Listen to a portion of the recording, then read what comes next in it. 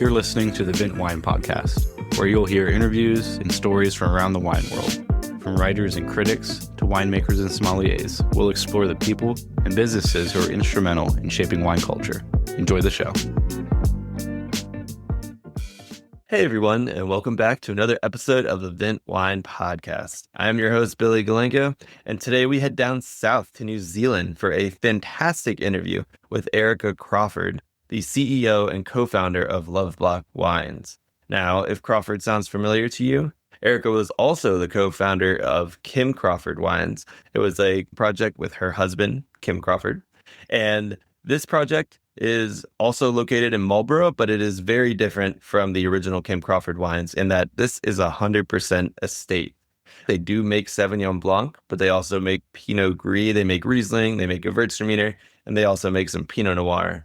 And what's really cool about these wines, especially their Sauvignon Blanc, not only are they all estate, but they're made in a few different styles, and the core approach is more Loire-esque. They are meant to age a little bit. So I think more like the ageable Sancerres. It's meant to get away from the style of Marlborough that is quick, cheap, cheerful. You're supposed to drink within a few months of release.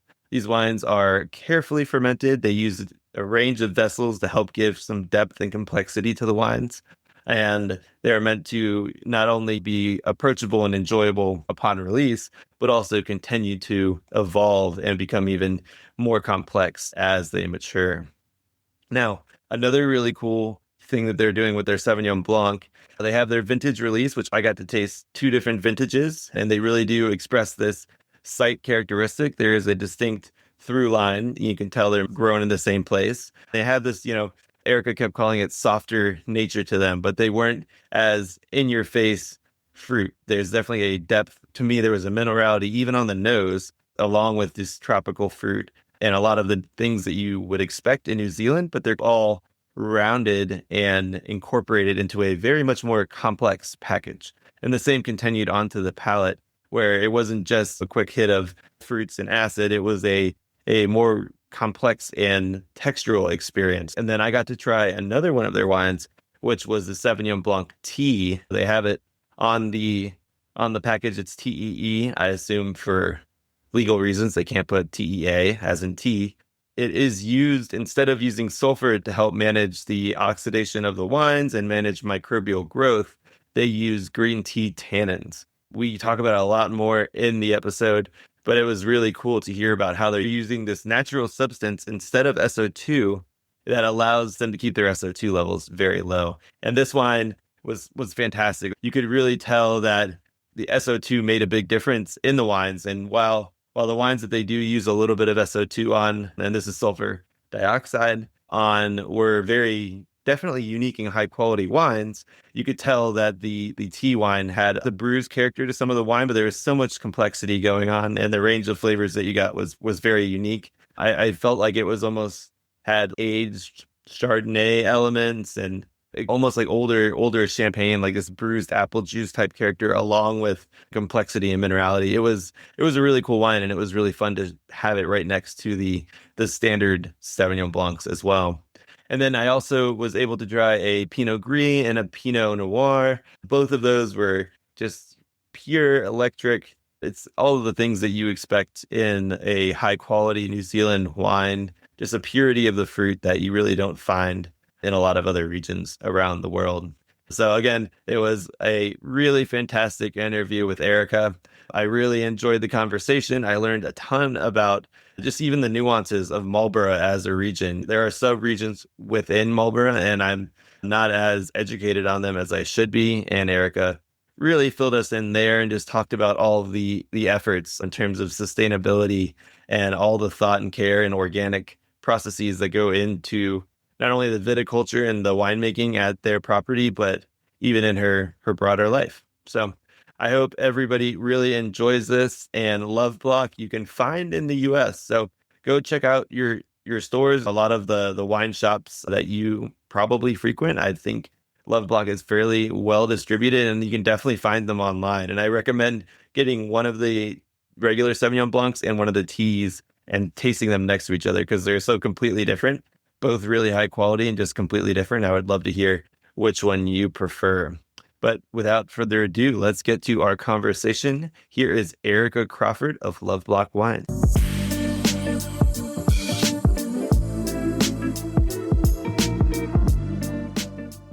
Hi, Erica. Thanks so much for joining today. Hey, Billy. Greetings from New Zealand. Yeah, I'm really excited. You're our second New Zealand producer that we've had on, but you're our first who really specializes in Sauvignon Blanc and other white varieties. Starting out, can you give a little background on how you got into wine? Yeah, I don't come from a wine family. Neither of us do, actually. We're typical New World producers. My background is in science. I did research in basically cellular research in cardiology, but I just wasn't that scientist with the tenacity and the patience to getting a lot of publications. And I got distracted by sex, drugs, and rock and roll. And took a job at a pharmaceutical company. And I was like, if you know what a Merck manual is, I suppose, what's the wine Bible? It's one of those for drugs. And so it was one of those. But I learned humility, and I definitely learned that relationships is so important in our business. We're not making toilet paper or baked beans. People can choose whether they buy wine or they don't buy wine. So you got to buy toilet paper and baked beans. But so relationships, I think, are super important. Anyway, I ramble. I then met a boy at a wine festival as I started this new job. And he was there doing his first grad job, worked at a company called Baxberg, iconic South African label. And he decided that day he's going to marry me. And I told him he's mad in his head. And eventually we got married. And eventually, as a 20-something-year-old, I landed in New Zealand. And I'm still here. And that's how it happened. And that boy was Kim Crawford, of course. Mm-hmm. Yep. And then you guys went on to start that at first winery together. What kind of inspired you once you did all the exercises, you made all the famous Kim Crawford wines? What made you guys decide to start Loveblock? With Kim Crawford was a perfect storm. It was sort of in the beginning of New Zealand wine industry, and it was so pioneering. And people from New Zealand naturally at that time went to the UK because it's a cultural alignment. And we didn't have money. We were just two youngsters with two babies. So we took on the US. And when you're young, you don't know what you don't know. And so you just walk through walls. And the flavors of New Zealand wine was so new. Cool climate flavors are quite special. And I remember in the beginning, like 1998 to probably about 2002, we sold more Merlot, Chardonnay. We sold Riesling. We sold all sorts of things because it was New Zealand wasn't known. And then, of course, with Sauvignon Blanc, the flavors were truly special. And it's when you give a kid a glass of something or a flavor that they haven't tasted before, a Coca-Cola or something, just the wondrous look on people's faces. And I remember that. And so for us, it was one restaurant at a time, and one restaurant and one bottle shop. New Zealand was lumped with Australia. And so it was really quite amazing to be part of that. And what really changed the path of Sauvignon Blanc in New Zealand, Lord of the Rings. Yeah, so when was it? 2004, it started getting Oscars, was it? And then Kim Crawford already had good distribution because it worked with Hogue. And then boom, the whole thing exploded. Wow. So funny old world, isn't it? Yeah, certainly. So when you guys were producing Kim Crawford, obviously it's a larger volume endeavor. I assume you were you're sourcing fruit for that. I don't think you could fill all of that with estate. Maybe you could. But when you pivoted to Loveblock, was the goal always to do something a little bit smaller, completely estate and really terroir-driven? Yeah, totally. It was a different aspirations. When we had no idea how big Kim Crawford was going to be, we thought it's going to be a little thing so that we can both have a nice life with the babies. It was anything but that. So we handed it over in terms of New Zealand, sort of as a large, medium-sized company, and then it grew in the hands of the big distribution network that Constellation had, and I think they've done a good job. However, with Loveblock, the aspirations, of course, totally different. And we were too young to retire. I tried that for 2 weeks, and the dogs started attacking the vacuum cleaner, so I thought this is obviously not my deal. And so we were too young to retire, and we have this non-compete, so we tried other things. But wine is our place, and with Loveblock, it's a different aspiration. It's largely driven by my journey to organics and how my view over the years changed. It started earlier in the Kim Crawford years, and just cutting out additives and colorants in food, and see how I started feeling better, and then looked at skincare and look at how we clean the house. So Loveblock was the next logical step to that road to organics. And estate, we had no idea what we were taking on, but it's also one of the most joyful things that I've ever done. It's fairly unique in New Zealand to be an all-estate winery. Is that right? There are not a lot of wineries working on this model, because the grape growing model is so prevalent here. Because we never had in Marlborough, New Zealand, a lot of little wineries. The benefit of that, of course, is because we're organic and low-fi or low inputs, we control the viticulture completely. Of course, we don't use herbicides, pesticides, so that really helps us to know exactly what's going on. We can also track the process through the years. And most importantly, we can test how the wine changes. So there is a time when an older vine kicks in with a balance that's really ethereal and deep balance that you can't describe. That sits there, that comes with old vines. So we're lucky that doesn't get drowned in a big blend. Yeah. And then you also, I guess that goes to the same thought process of your wines expressing the terroir more than just like a plug and play. It doesn't matter where the grapes come from, as long as they're Marlborough and you're making just the same style of wine, you're making site specific.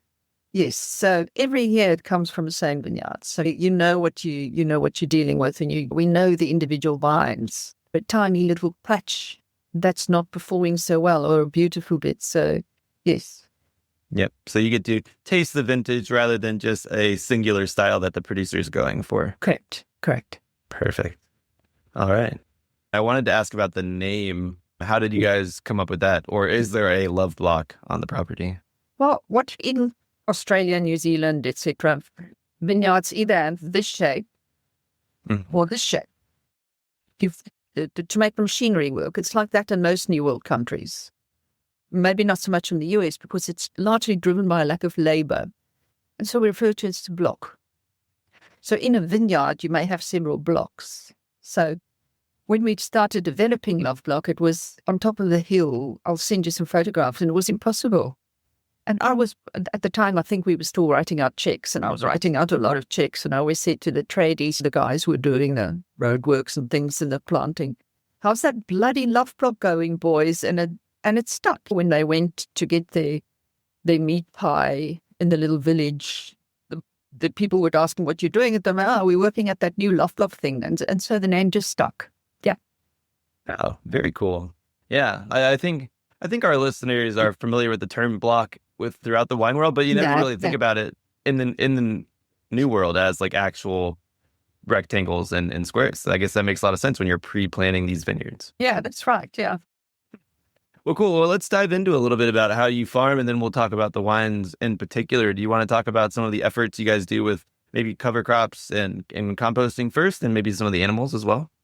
Yeah, let's look at the I guess it's organic management as a whole, or low-fi management. So we now have 110 plus 24, so probably around 140 hectares under vine. That's all estate. Wow. And obviously the process of certification for organics is long and difficult, and there are some places that are harder than others because of the stony nature, big alluvials, and it's big rocks and things. So how does it make a difference? Firstly, I think if you look at the vines, then the one thing that we've noticed is they become more resistant, especially to what we see in climate change. Because over here, we get some of the storms of the Pacific, and we used to get it over the North Island, and it would dump the leftovers. But now it's coming further south. So it means you get more humidity and you get more rain in the wrong time. And the organic vines just seem to be able to absorb and manage that better. So powdery mildew is becoming a big problem here in New Zealand.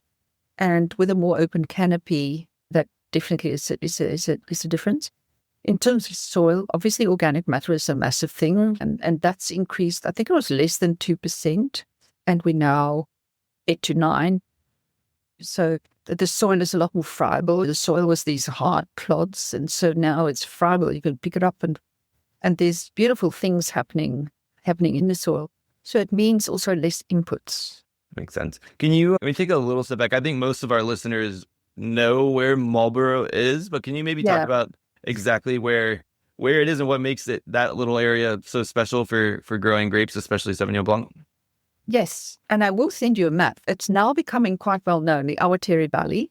So it's south of Marlborough, of what people think of Marlborough as the Waira Valley. So it's further south, and it's a valley that gets the wind directly from Antarctica. It swoops into that valley, and so therefore what we call the main valley misses that. So it's colder. So the vines are a lot more stroppy and stringy from there, but you're getting beautiful flavors out of that. So we decided to go there. And then again, it had nothing to do with fancy flavors. It was purely practical.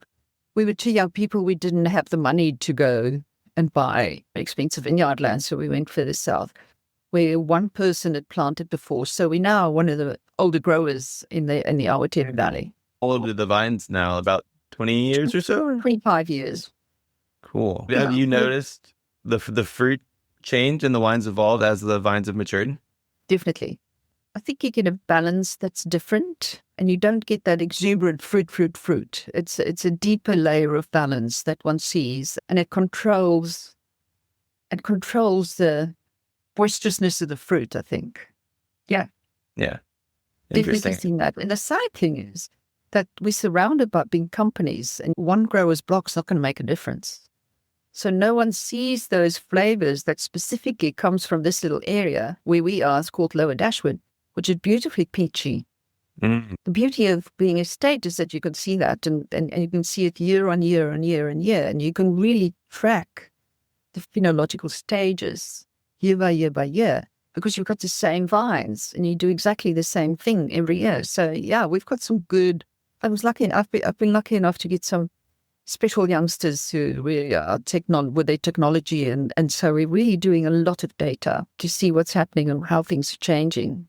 Yeah, I think that's a common misconception with people when they're thinking of more organic viticulture, and especially like when you have so many animals in the vineyards, people always think it's like less technology, when in reality, it's a perfect marriage of technology to use that to measure what's working and how to even better enhance your farming techniques. Yeah, it's using science, and it's using the spirits of nature as well. We use quite a lot of biodynamics in the practices in the whole thing.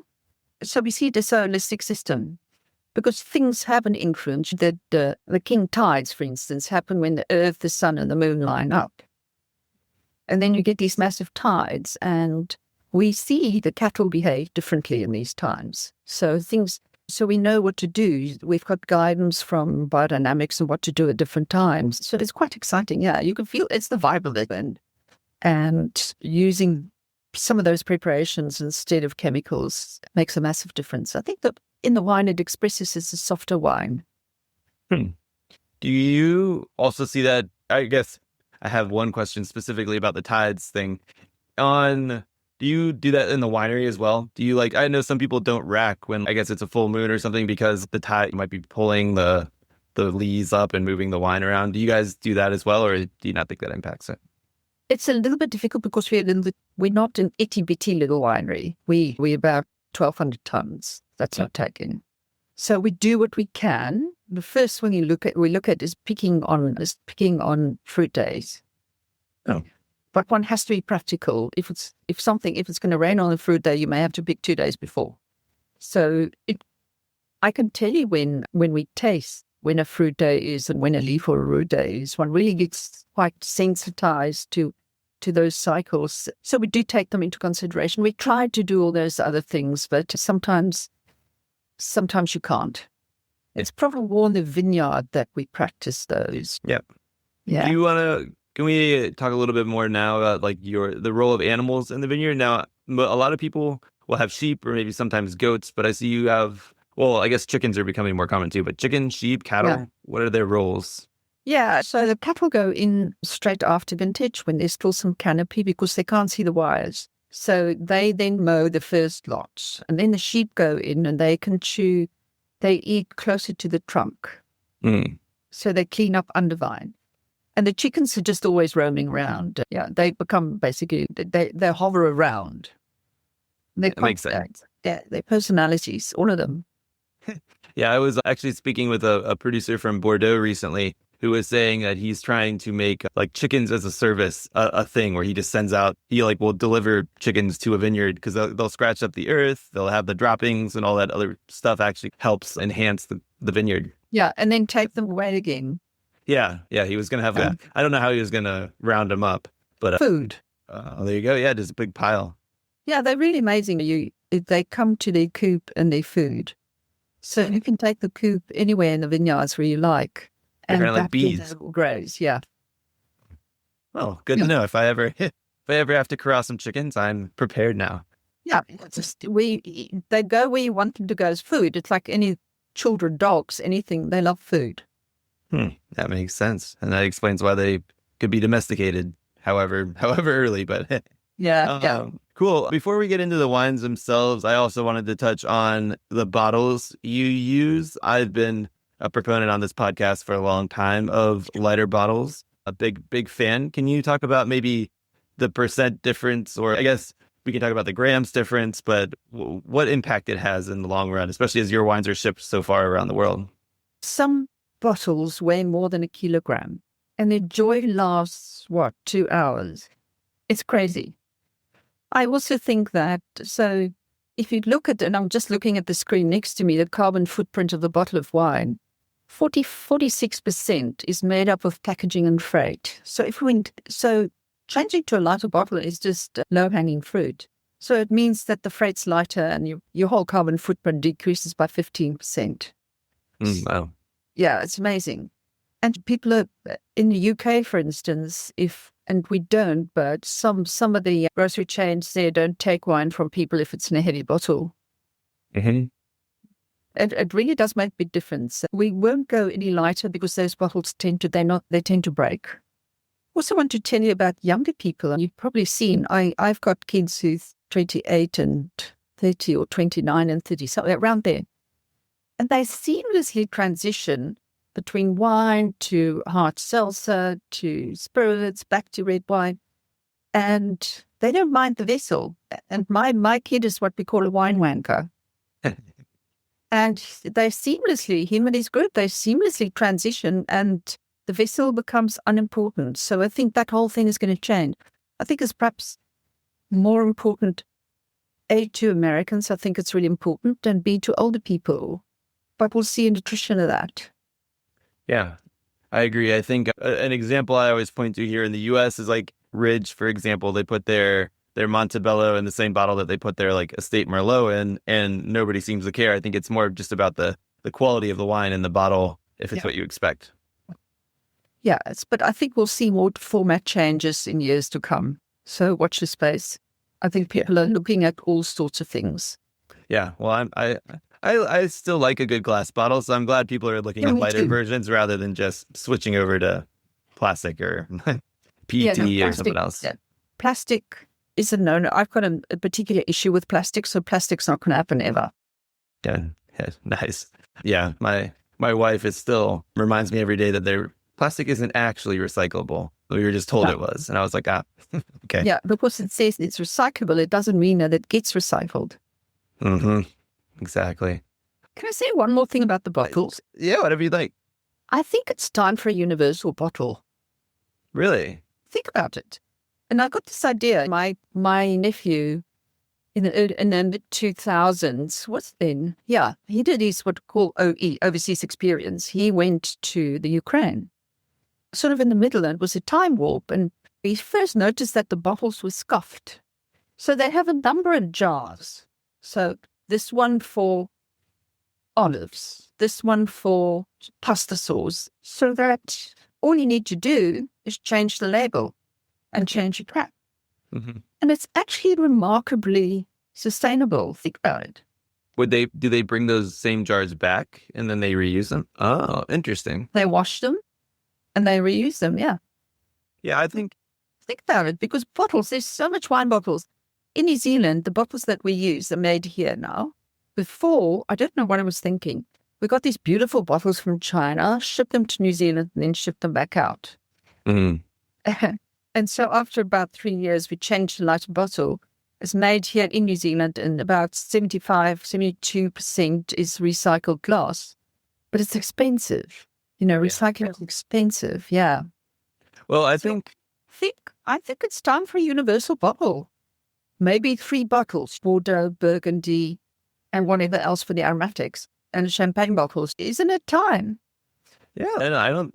When you first said it, I was thinking that might be a little out there. But the more I think about it, I worked at a few producers, and I was always shocked when we rebranding, and we would look at what bottle do we want to put the new wine in, and there were so many just slight variations on the same thing, and people really only notice if they do it all, the Bordeaux or the Burgundy bottles, high shoulders, low shoulders.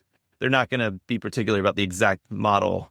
So I think you could be onto something between that and the sparkling, and then whatever special regional ones like Vengeance or something from Jura, they can keep their special bottles. Time. I think we need to start talking about it, because there's a lot of bottles, and we've looked at the US particularly because we're going through this whole carbon. We've finished the first phase of this whole carbon thing.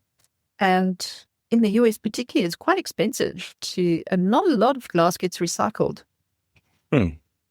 Well, that's a bummer. But yeah, no, I think that's really interesting. And obviously here we have tariffs on a lot of everything. That also might be a way for people to be more efficient with that as well. Yeah. I'm sure they'll look at things. I remember when I grew up, because I'm older than most, the milk bottles, they used to deliver milk bottals, and then you take them back. And you put them outside. Yeah. Well, so it's time. Cool. I wonder what I bet the bottle lobby won't agree with that, but I think that's a really interesting idea. Yeah. Cool. All right. Well, let's pivot over now and talk about your wines. We'll start with the Sauvignon Blanc, because I was able to taste the 2022 and the 2024, and then we can jump in. Or if you want to start with the tea Sauvignon Blanc, I'm also happy to start with that, because I think that's a fascinating concept and the wine itself. With the SB. Okay.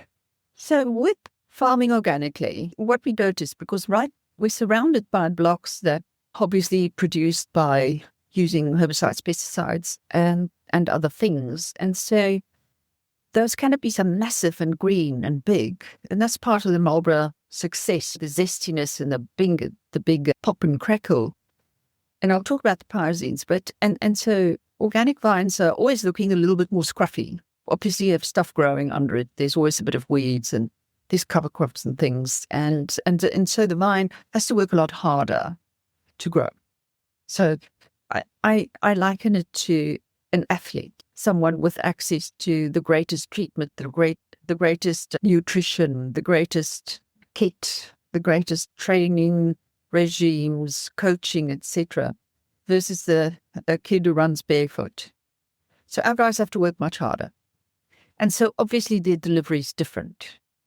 But we noticed that obviously the canopy is a little bit more smaller and is more open. So it's more sun on them. And the wines don't have the amount of pyrazines in the end that you have with classic Marlborough Sauvignon Blanc.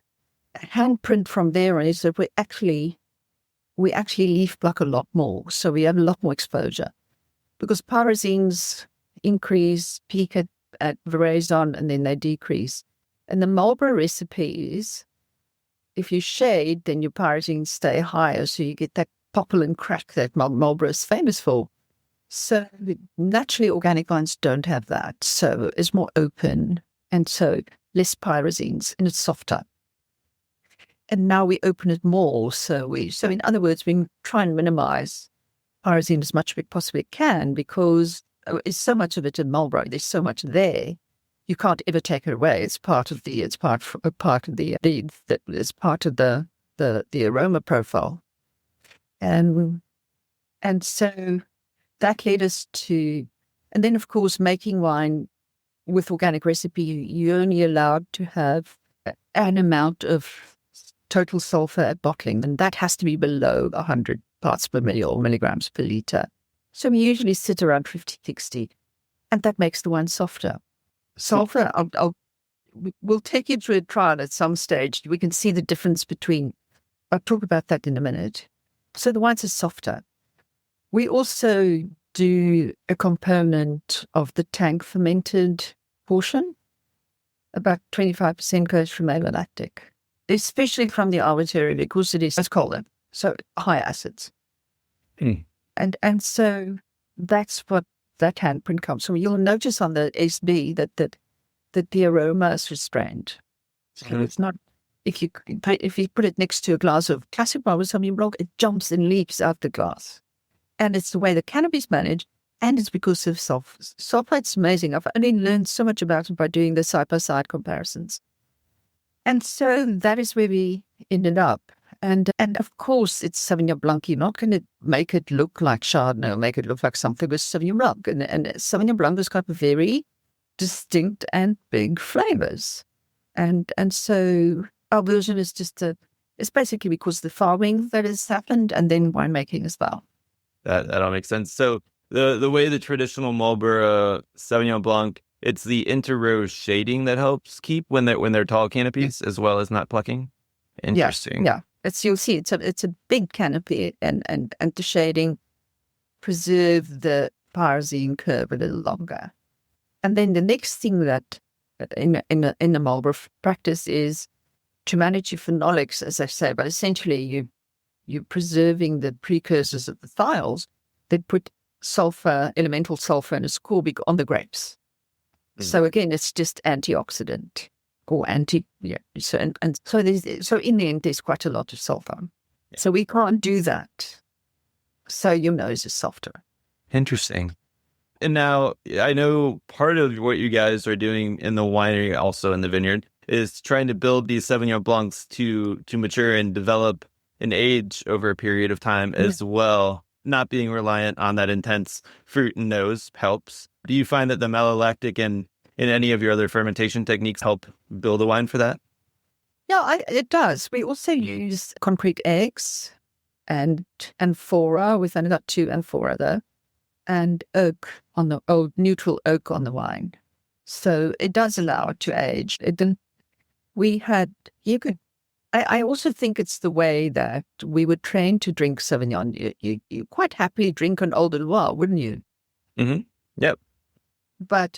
And again, it was in the early years, we just couldn't stay ahead with production. So we basically, the ferment finished, people bottled and off on the ship and people drank it before Christmas. So that expectation was set.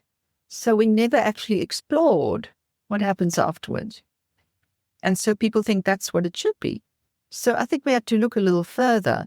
I think you can obviously not, it has to be more quality and there has to be more winemaking inputs and things like oak and that sort of stuff. And it can last I happily drink a 5-7-year-old Sauvignon like this. Yeah. Do you find, at least here in the US, I feel like Sancerre is really having a moment, or at least people know what it is. I don't know if everybody knows it's made of Sauvignon Blanc, but do you find that people's awareness of that style is increasing their attractiveness to Loveblock and in the style you're making? I don't know. I think perhaps I have seen that obviously with wine aficionados and soms, but general population, people drinking it, not really. No. Mm-hmm. Yeah, I still feel like a lot of folks don't realize it's made of Sauvignon Blanc. So many people I still meet on a regular basis think Sancerre and Chablis are grapes. Long way to go. Well, very cool. I also just one nerdier question on the winemaking.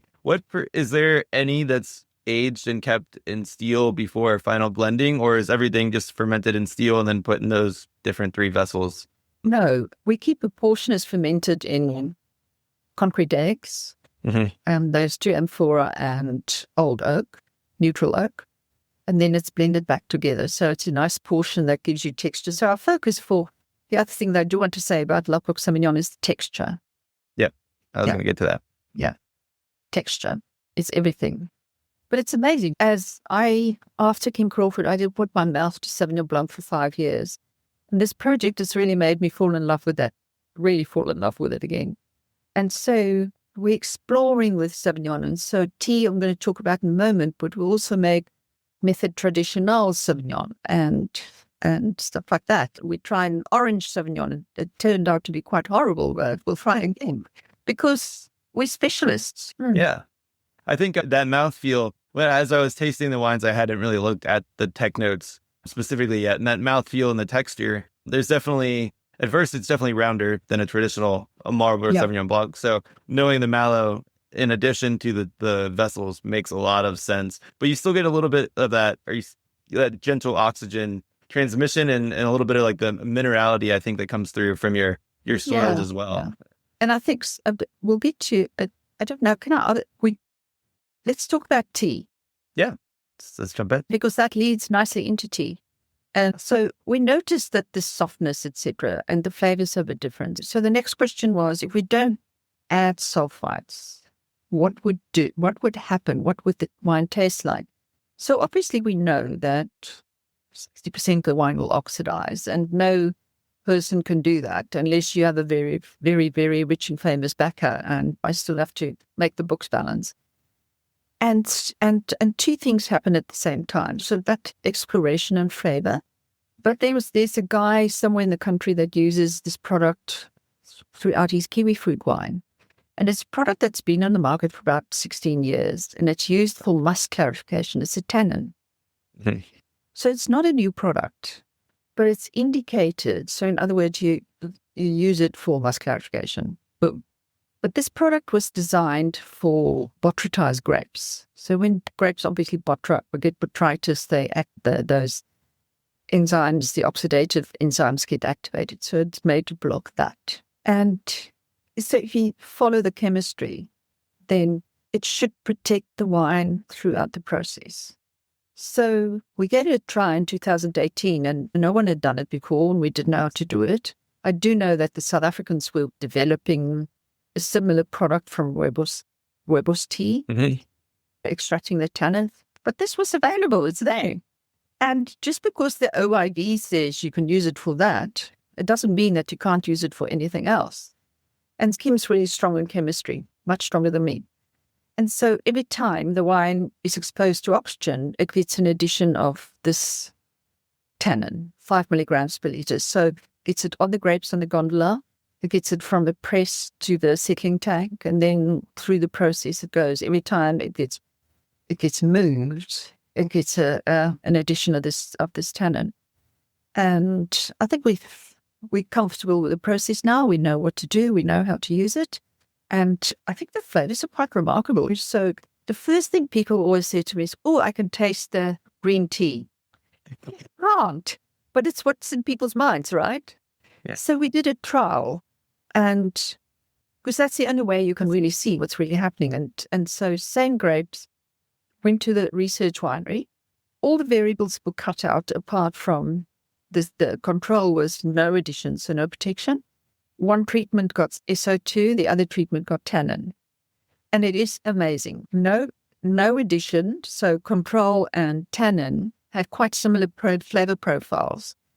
But it's more what sulfites do. They really grab the flavor and they grab acid. And so for me, the effect of sulfites is phenomenal what it does to wine. And so the greatest softness, I think, as part obviously is the SO2. And you open a door to flavors of Sauvignon Blanc that we haven't walked through before. You see tangerine and you see cumin and cloves, and of course it's Sauvignon Blanc, so you're still going to get herbs and a bit of greenery and the handprint peach. So it's an exploration of flavor. Yeah, no, I had that next to so I tasted the first two Sauvignon Blancs together, and then I tasted the tea next. And yeah, the breadth of flavor and the depth and the complexity was phenomenal, just like next to each other.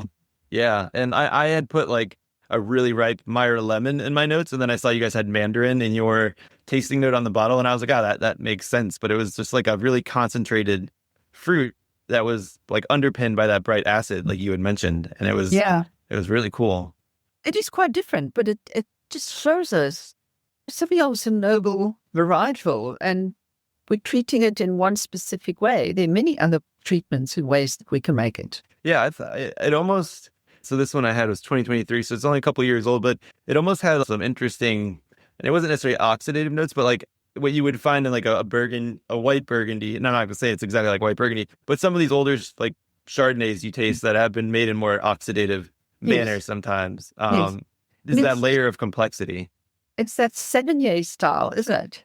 Mm-hmm. Yeah, a little bit. Yeah. Someone told me. So just to circle back on how it's made. Also, I think my that's going to be my wife's favorite too. I tasted them without her, but right up her alley. But what are these green? So is it just green tea tannin extract? Is it how do they make that? Do you know? Or Yeah. And so they use obviously green tea, and then by steam extraction they do that. So it's an Italian enological supplier. So we buy all sorts of things from them, but they make this. Yeah, and it's always farmer grade. Yeah. If you look at it in terms of what it looks like, it's brown powder because there's already been a degree of oxidation going on. It's a bit like tea leaves. Black tea has had a great degree of oxidation. That's why it's black. Green tea hasn't. Yellow is the least oxidated. So it's quite interesting. On those, you use them every time you would basically use a sulfur addition. Have you played around with the levels? Can you go overboard with the green tea too much? Or is it one of those things where it's like, just use enough so it works and it doesn't really matter to you? Just enough to work. We haven't played with it. We can to see if there's more protection if you add more. You will notice that the development is obviously more than you would with a sulfured wine. So it develops more, yeah. Yeah, I like really developed wines. Also, we go to a lot of natural wine bars. So I'm used to drinking wines with no sulfur that are 5-10 years old. And I think it is really cool. I wanted to also ask about the difference in the vintages, 2022, 23, and 24, because I found the 2022 reminded me more of the tea than the 2024 did. And it might have just been the age, but there's like an herbaceous and maybe a little bit more like reductive nature to that wine. That vintage, we had rain coming, so we had to pick. So it's a vintage thing. Ideally, you should taste 23 versus 20, those two next to each other. Mm-hmm. And we'll try and, where are you based, Billy? Los Angeles. Okay, we'll try and get that to you. 23, because that's quite interesting if you go, yeah. But of course, there's vintage variation. Mm-hmm. But one of the things that happened to us in the last year is that for my sins, I bought a winery. Finally, because we'd been looking for 12 years. And this one came along, it was just right. And it came with 24 hectares of vineyard land. And it has Ripara fruit. So that's the Golden Mile. Completely different. Those vines are massive. It's so fertile. And the flavors are so upfront. I'm quite excited to see what's going to come out of the blend if we do that. Oh, very cool. Yeah. All right, well, let's pivot over real quick to the other wine I tasted, and then we also want to talk about the Pinot Noir. Can you talk a little bit about your Pinot Gris and maybe how much is planted and how working with that is different than Sauvignon Blanc? Yeah, the Pinots are... Sauvignon Blanc for me is generally so forgiving. It just grows and it does its thing. It's so forgiving. It's that happy child. Where the Pinot Noir and Pinot Gris, they're finicky and they demand a lot more care. The way I'll get to Pinot Noir, but Pinot Gris was quite difficult. There's people started planting Pinot Gris in the 90s, late 90s, early 2000s, and we didn't really know what to do. We didn't, if I say us collectively, we didn't know how it was going to express in Marlborough and with its big cool climate flavors and all that. So everything was bigger here. And so all those big flavors, and we, as a group, we didn't really have the experience. So you have to wait. The flavors are quite delicate. So you have to wait for the flavors to come on. And that happens at jelly and a higher Brix level. So you either had that high alcohol or a cloying wine. And we saw a lot of that, and it was super off-putting. But what we see with these wines that struggle a bit more and older wines is that the flavors come on earlier. And so you can pick earlier, so you can make a dry Pinot Gris. And typically for us, the RS sits around about 3.5, 4, just because we have to have some RS from that area. So I think I got that as well. I definitely, if I had to put one end of the spectrum, like super ripe, high alcohol Alsatian wines and northern Italy, maybe it might have reminded me a little closer to maybe like the Friuli style, but it was definitely a little bit more of the, you got like the fruit cocktail and there was nice fruit on it, but it was definitely dry and crisp and lean, not too lousy for sure. Yeah, because that reason, it can get quite lousy. And then also people sometimes add Gewürztraminer, and that just throws another aspect into just too much. Because in Silka, it's really popular in Australia, New Zealand, UK, drink a lot because it's a pretty happy wine, isn't it? Yeah.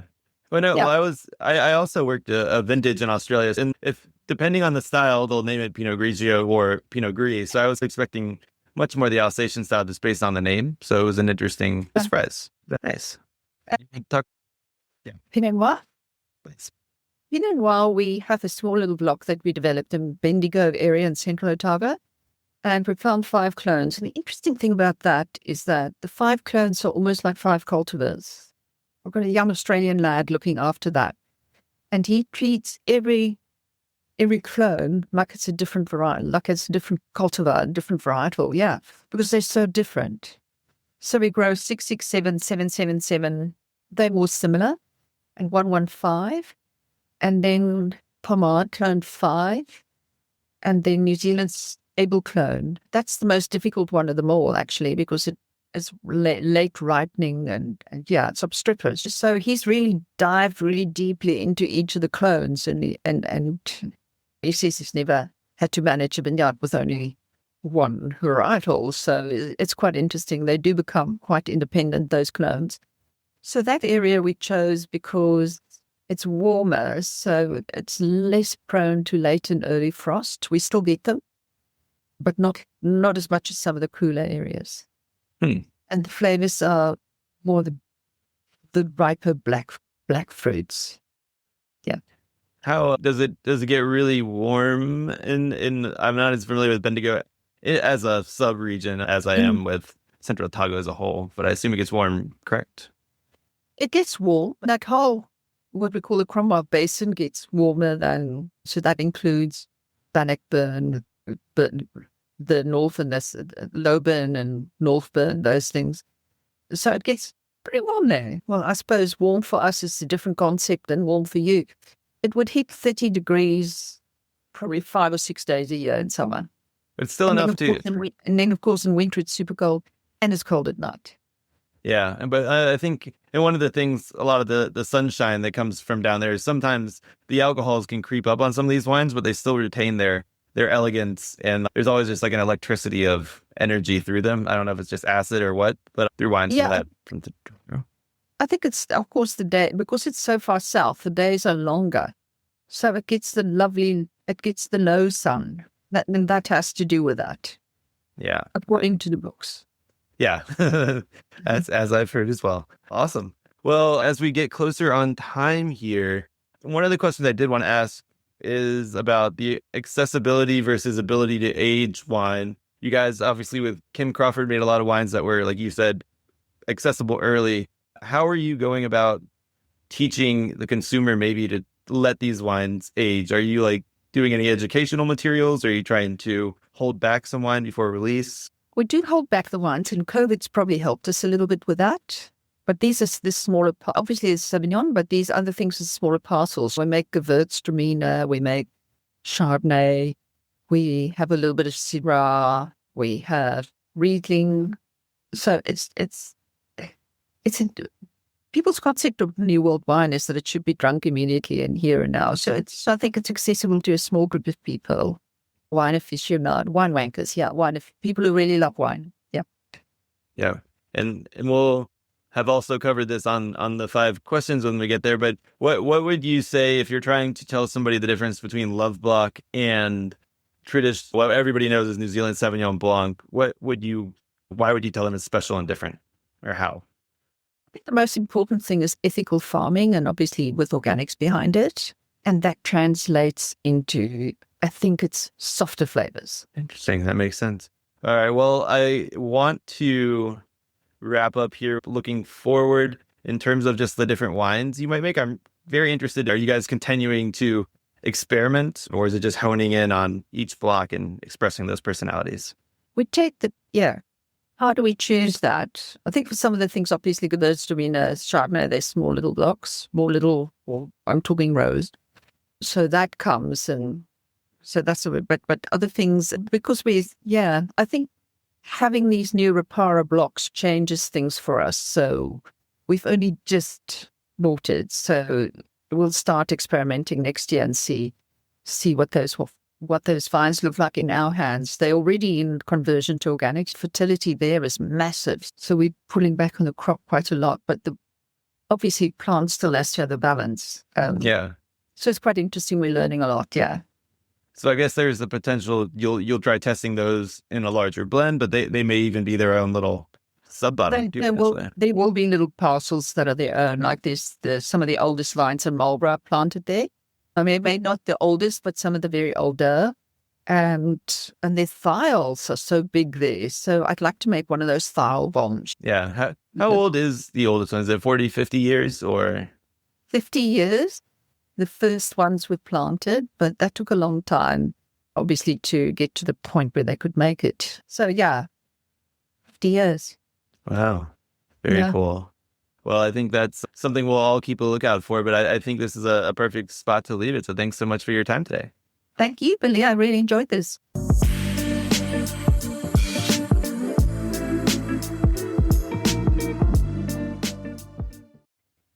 All right. That was our interview with Erica Crawford. I hope everybody learned a lot about Marlborough and the complexities around New Zealand Sauvignon Blanc.